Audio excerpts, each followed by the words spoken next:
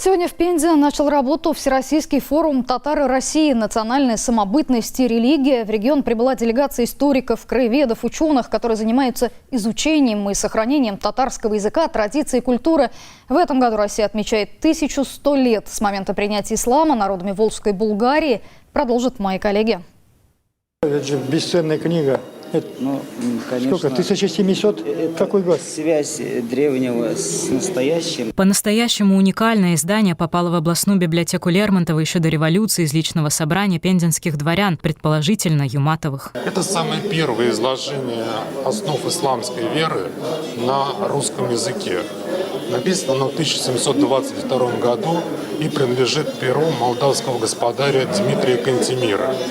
Это времена Петра I. Здесь содержится история ислама, биография Мухаммеда и основы исламского вероучения. Гостям представили только малую часть книг об истории татарского народа, что хранятся в библиотечных фондах, познакомили участников форума и с археологическими находками периода Волжской Булгарии и Золотой Орды, украшения, монеты, предметы быта, которые найдены на территории региона. Здесь у нас представлены характерные для Волжской Булгарии украшения. Это реконструкция височных колец на основе оригинальных серебряных украшений, которые были найдены на территории Золотаревского городища, Еловского городища, крупных булгарских городов того периода 11-13 веков. Гости с интересом изучали и этнографические экспонаты из личной коллекции жительницы Белинского района. А вот это вот уже как бы старинный экземпляр я скопировала от тети, он был весь рваный.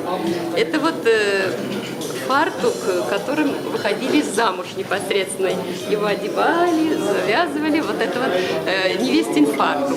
Вот такой вот обязательно должен был у невесты. Для участия в форуме в Пензенский регион приехали представители Всемирного конгресса татар, делегация краеведов и ученых из разных регионов Поволжья, которые занимаются изучением и сохранением татарской культуры. Мы сейчас привезли с делегацией более 2 тонн книг. В первую очередь учебных по заказу школ, по просьбе автономии из Министерства образования, плюс исторические книги.